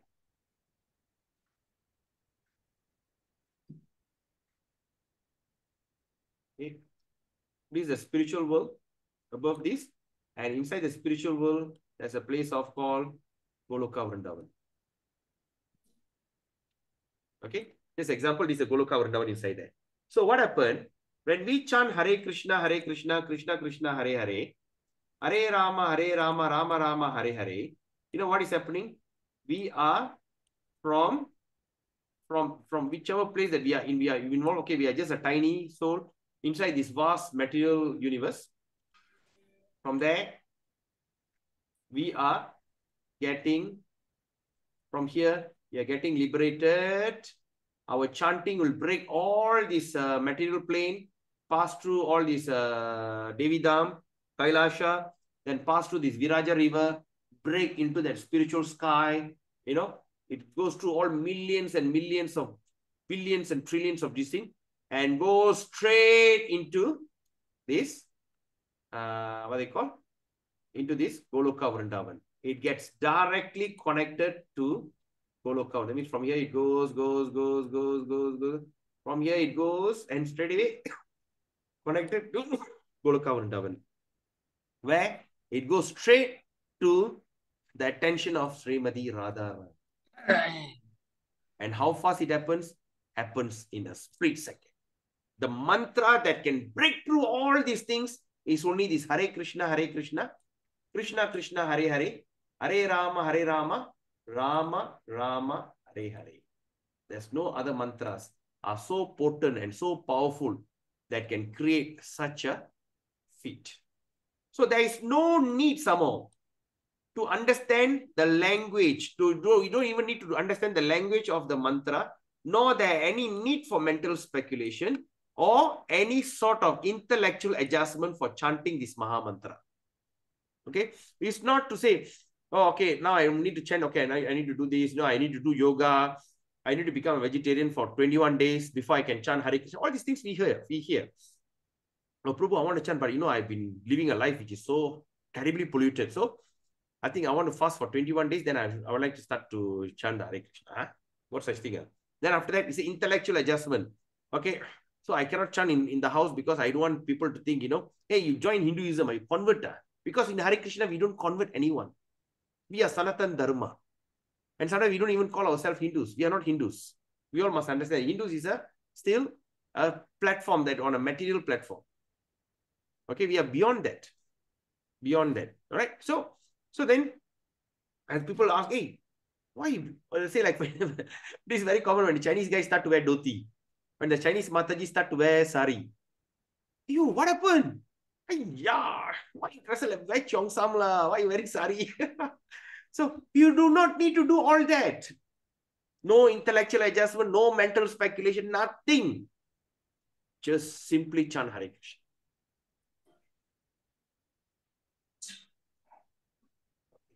Now, let's look at this.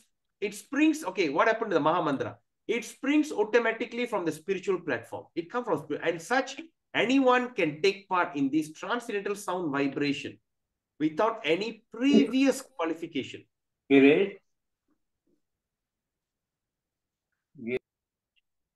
Now, and dance in ecstasy. We have seen practically that even a child can take part in the chanting, or even a dog can take part in it. The chanting should be heard, however, from the lips of a pure devotee of the Lord, so that immediate effect can be achieved. You must listen from pure devotee. As far as possible, chanting from the lips of non-devotee should be avoided. Just like the milk touched by the lips of the serpent has poisonous effect. Example, like everybody around the world knows that Hare Krishna became a big sensation. A lot of people around the world are joining Hare Krishna movement. So the best way to make money, create a Hare Krishna album. Right? So all these, they call the bhajan singers, dhoon singers, or all varieties of people who have this program, what they call, the band, okay, the Indian band, especially in India. They all know when they chant Hare Krishna, when they make an album Hare Krishna, it can be sold worldwide. Right? So all these things we have to avoid. The word Hare is the form addressing the energy of the Lord. Hare means Ladini Shakti, the internal potency of the Lord. And the word Krishna and Rama are the form directly addressing the Lord. Both Krishna and Rama means the highest pleasure. Okay? Hara is the supreme pleasure potency of the Lord. This potency is addressed as Hare, helps us in reaching the supreme destination. The material energy is called Maya. It is also one of the multi-potency of the Lord. And we, the living entities, are also the energy. What? Marginal energy. Remember that we studied living entity is marginal energy of the Lord. The living entities are described as superior to the material. That means material energy is down and we are superior there. So when superior energy is in contact with inferior, so when a superior energy is in contact with the inferior, it becomes incompatible situation. Just like a master marries the mate, the king marries the mate. Say the king is there, but the king go and marry a mate. You know, the mate that always serve him, he start falling in love with the mate and go and marry the mate. It creates a very incompatible situation. How can a king simply marry a maid servant? You understand? So that means from the superior position, marrying an inferior position. So it creates an incompatible situation. But when the superior marginal energy, that means the king now in contact with the supreme spiritual, that means she marries someone who is greater, or marries the daughter of the emperor, princess from the emperor. He's a king, but he marries the daughter of an emperor. Okay, what happened? So this is that means the energy contact with the supreme. Okay, it's called the living entity established in a happy normal condition. Because when you look at this, first we have a normal thing. King rules one place, and the emperor rules many countries. So many kings under one management is called emperor. Okay, now let's look at this. The three words, namely Hare, Krishna, and Rama, are the transcendental seeds of the Mahamantra. The chanting is a spiritual call for the Lord and his internal energy, Hara. For giving protection to the conditioned soul, the chanting is exactly like genuine cry for a child for its mother. So just like the chanting is just like a genuine cry. How the child cries to the mother for milk, it's just like that. Mother Hara helps the devotee achieve the grace of the Supreme Father Hari or Krishna. And the Lord reveals himself to the devotee who chants this mantra sincerely. No other means of spiritual, that means now look at it, no other means of spiritual realization is as effective in this age as the chanting of Hare Krishna, Krishna Krishna, Hare Hare, Hare Rama, Rama Rama. Yes, Chong Prabhu. Good evening, Prabhu. Just now there's a mention of even the dog. What is what even a dog, a child can chant. When Prabhupada's when Prabhupada translating this thing, he was in the farm. In the farm, they have dogs. So when you chant Hare Krishna, the dog also can join in. Oh. Can get liberated. There's a story in Chaitanya Charitamrita. In Chaitanya Charitamrita, there's a dog that follows. Okay, I'm very bad in remembering the names. So there's one particular dog will follow this particular devotee for this parikram or something like that. So what happened? This dog was following that this person. That means he got into the boat, even the boat, and crossed the river and everything.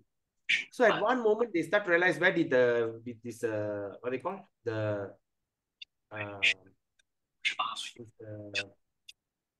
dog disappeared. The dog disappeared. So, and they called up everybody to go look for the dog. You know, do anyone remember these pastimes in Chaitanya Charitamrita?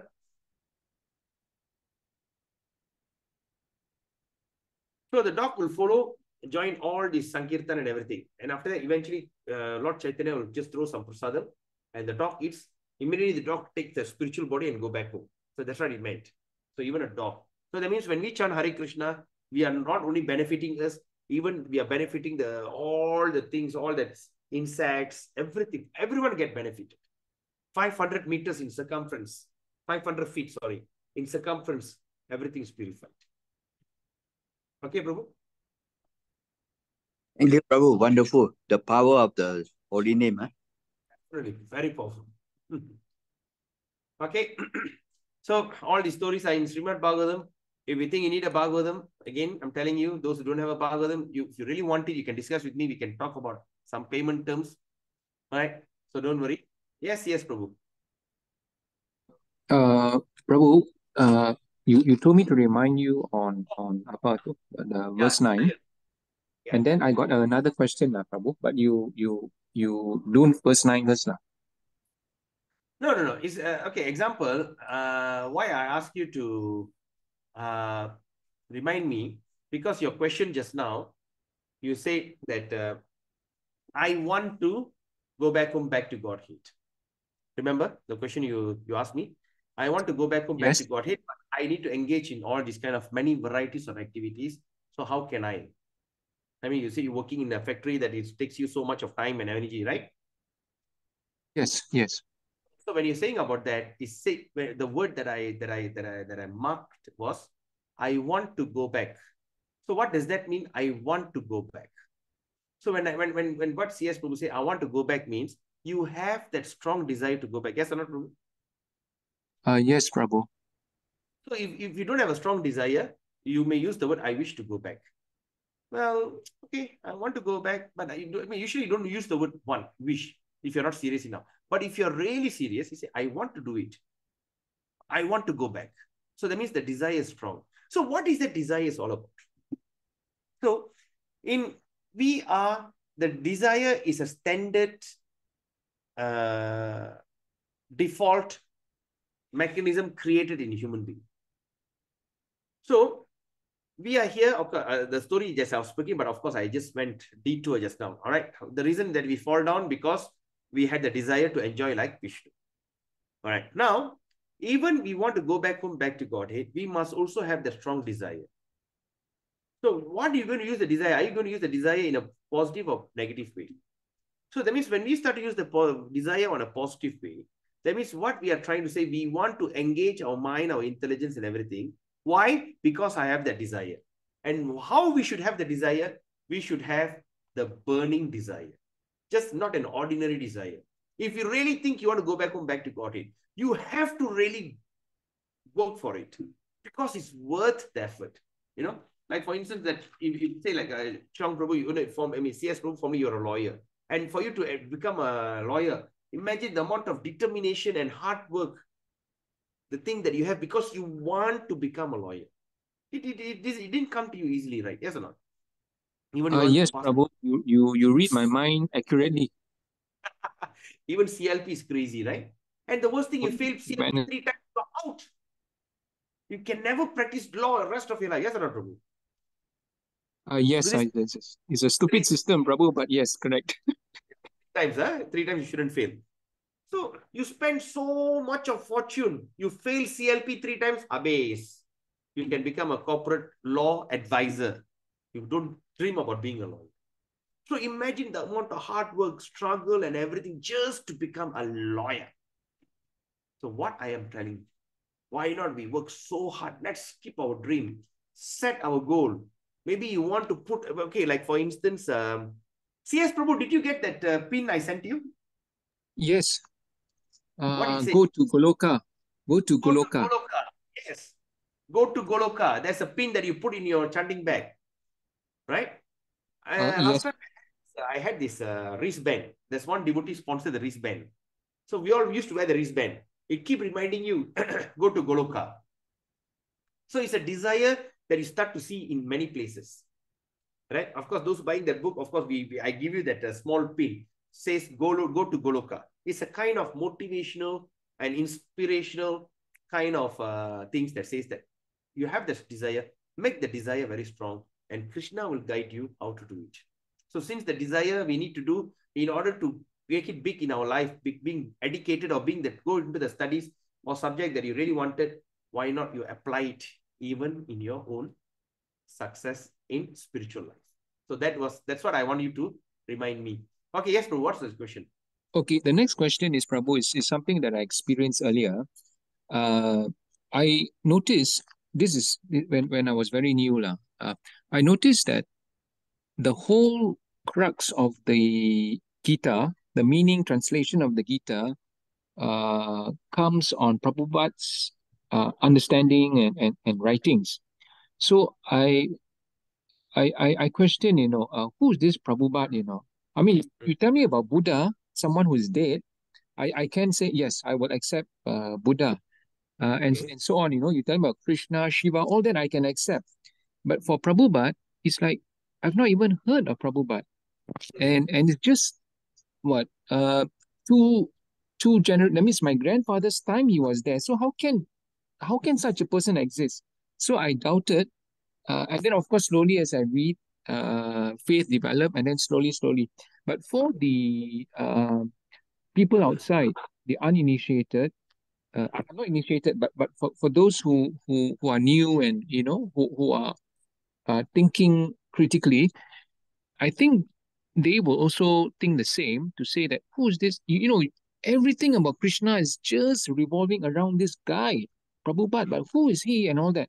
So I was just thinking, Prabhu, how do we show people that Prabhupada is actually as potent as I don't know whether to say as Buddha or as Krishna, but he's just not my grandfather's peer, he is like an avatar or whatever lah. But how Let's look at this. I understand your question. That's a very common thing is who is Prabhupada and how great he is. Imagine age of 70 to 81, 11 years. He translated Bhagavatam, which is Bhagavad Gita, which is 700 verses. He translated Chaitanya Charitamrita, which is I think around, I can't remember, but it's a big book. Then he translated up to 10 canto of Srimad Bhagavatam. In between, he wrote this book called Krishna, the Supreme Personality. And he did a summary study of this Nectar of Devotion. He translated this Nectar of Instruction. And then he translated Ishopanishad. He translated so many varieties. His books that you're going to read, just imagine, Prabhu, 18,000 verses Bhagavatam. You read one verse a day, it's going to take you 50 years to complete. 18,000 days equal to 50 years. So like that, he have translated so many things. And at the same time, he translated everything with word-to-word translation. That means people cannot dispute his translation. He says, now this word is this word is this. Then he combined, he gave that meaning. So that means he gave word-to-word translation. No one does that. Okay, that's first thing. Second, then after that, he gave his purport. Exactly. And all his purport is actually, when you look at Bhagavad Gita, you can see the verse. I mean, most of the verse that he studied and understood from what they call Govinda Bhashya. That means Srila Baladeva Vidya Bhusan. It's given there. So now, I will before I answer you further, I would like to reflect you. There's the incident happened in Srimad Bhagavatam. Okay. Now, the Srimad Bhagavatam, the incident like this. There's one incident. Okay, let me show it in a drawing so that you can understand. Even it's going to benefit everyone actually. Remember, I said if I get a chance, I like to talk about it. So thank you, Prabhu, for asking this question. You are triggering me to answer you. You all can see the whiteboard? Hare Krishna. Yes, Prabhu. Okay, now there are situations like this. Once upon a time, there's a place here. Okay. In this place,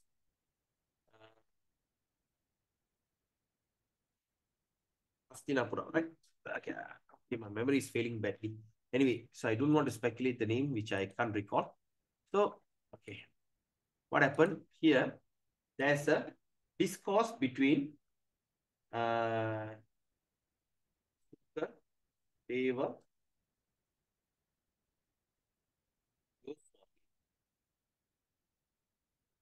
and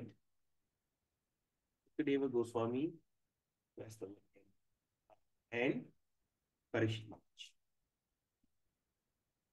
Parishit or King Parishit. So there is a discourses. Okay. In these discourses, anything witnessed by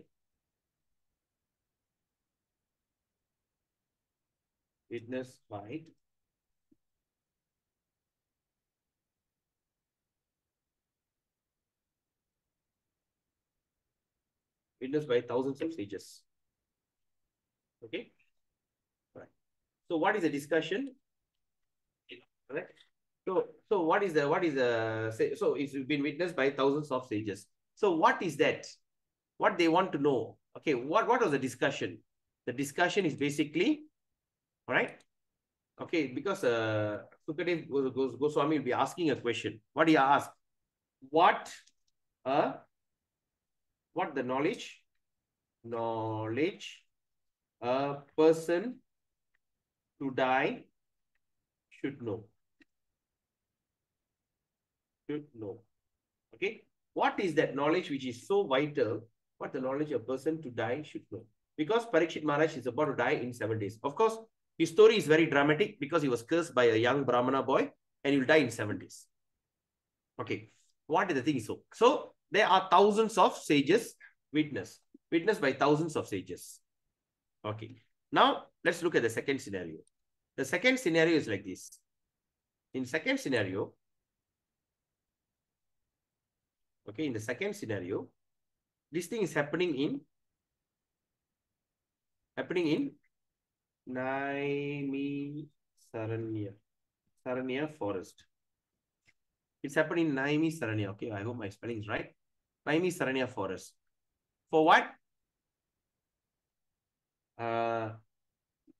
Sacrifice to reduce the effect of Kali Yuga.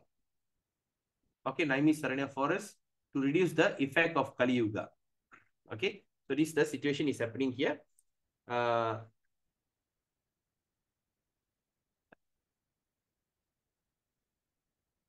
Okay. So you all understand, it's a sacrifice. This is happening in Naimi Saranya forest. Is doing a big huge sacrifice to reduce the effect of Kali Yuga. So in the end, what happened? After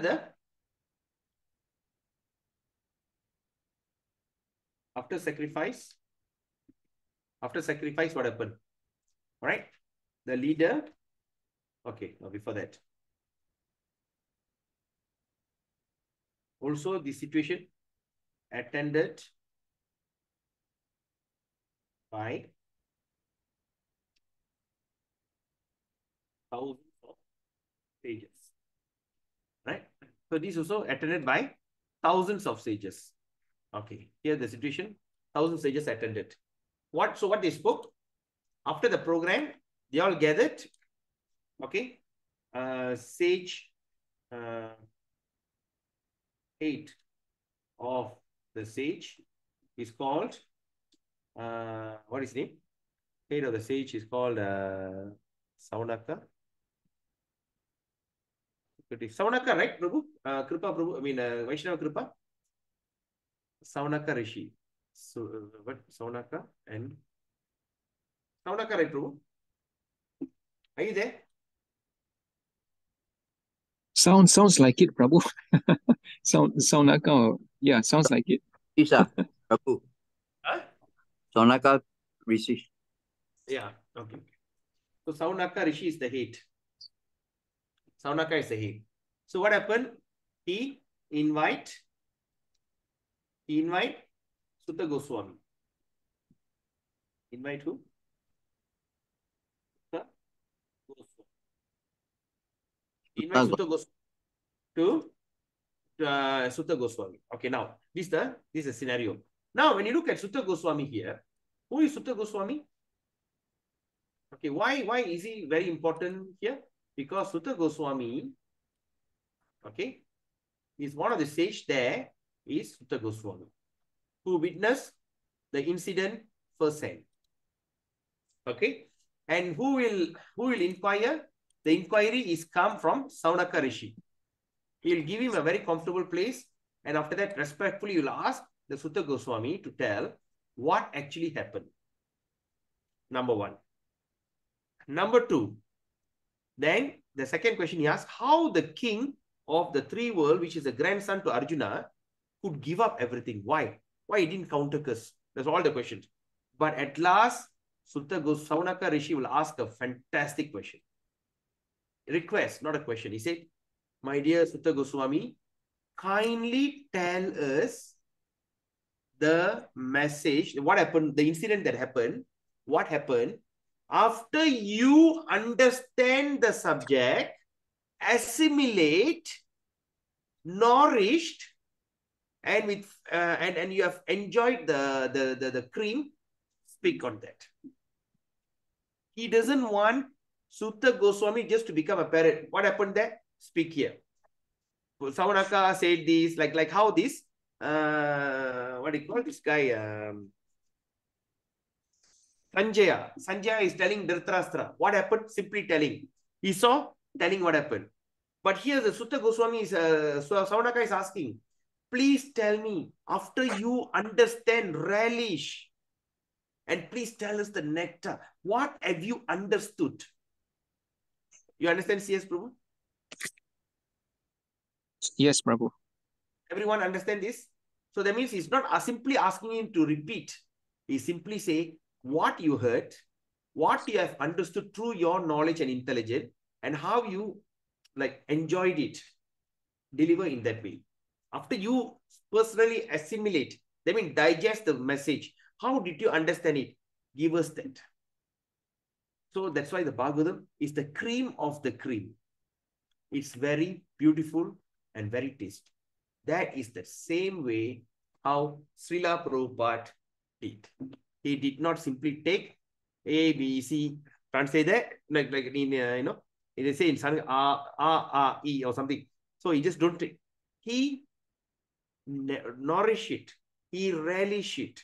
He understood it. He, after that understanding, he what they call? He's presenting it. And he's presenting it at what age? At the age of 80, 70.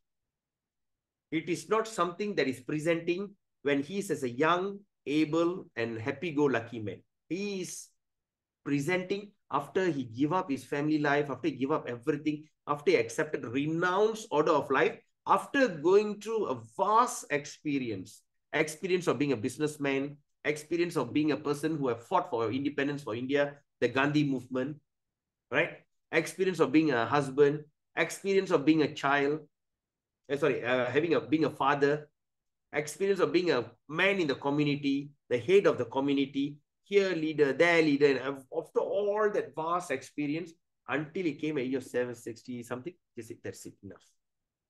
He retired.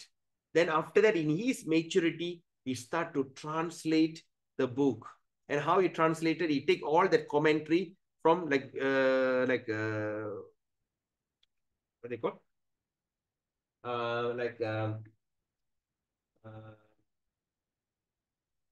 Baladeva Vidya Bhushan, then Vishwanath Das Chakravarti. After reading and everything assimilate with his own, after understanding it, he presenting it. That's why the Bhagavad Gita as it is, it seems to be the most well delivered and well kept book. That's why Prabhupada is unique. There's one professor of religious study in America. I think you can see in one of that introduction. I think it's one of the books. If I get it, I just snapshot and send to you. It's like he said, you have not seen Jesus Christ, you have not seen Nabi Muhammad, how they spread the religion. You have not seen. But now you start to realize how a prophet or this like Lord Jesus spread the religion. And he says he's a modern age saint who in this modern age spread the religion to every town and village of the world. Right? So yes, that Prabhu. is how, Thank you. Yes. by looking at all these things, I mean, he's the way that he does things, it is something, it is not possible for a lay human being. It is not possible. How you could simply sit and translate, right? Try translating Bhagavad Gita into Malay, Prabhu. See how fast you can do it. You know? Yeah. It's tough. So that's why Prabhupada is a Saktivesh avatar. He's empowered. Without being empowered, you can't do this. So it's unique and it's wonderful. Okay? It's already 9:27. So we end the session here. I hope that you all enjoyed the class today. Of course, this is chapter. If again, I tell you, please memorize the chapter. or you can record your own voice, read the chapter and play it while you're driving. Don't listen to some mundane songs or music or what. Listen to your own voice. Listen to your excitement. Read and read and read and try to memorize it, and chant Hare Krishna and be extremely happy. It's the most simplest way achieving the highest level of success. Hare Krishna. Pancha kalpatrubhischa kripasindhubevacha paditanam pavinivyu vaishnavevayu namo namah. And tomorrow morning class we will resume because today my son is admitted. And of course, I'm looking at him at night. I'll be with him. So morning, my wife will be there with him. So, since that, so that's our agreement. So morning, we can do the morning program. Then evening, also we can do the program. Then later, I'll go and stay with my son. All right. So with that, thank you so much. Thank you, Prabhu. Thank you, Prabhu. Hare Krishna. Thank you, Prabhu. Hare Krishna. Hare Krishna. Thank you, Prabhu. Thank you, Prabhu. Hare Krishna. Hare Krishna. Gauranga.